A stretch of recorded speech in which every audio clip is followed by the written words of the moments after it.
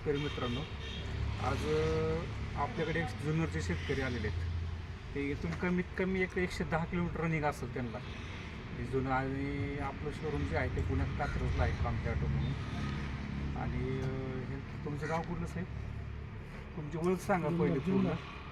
मी वैभव दिनकर वाघ, गाव पिंपळवंडी, तालुका जुन्नर, जिल्हा पुणे.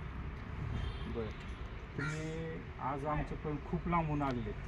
म्हणजे बघा की ते कमीत कमी 100+ किलोमीटर भरेल.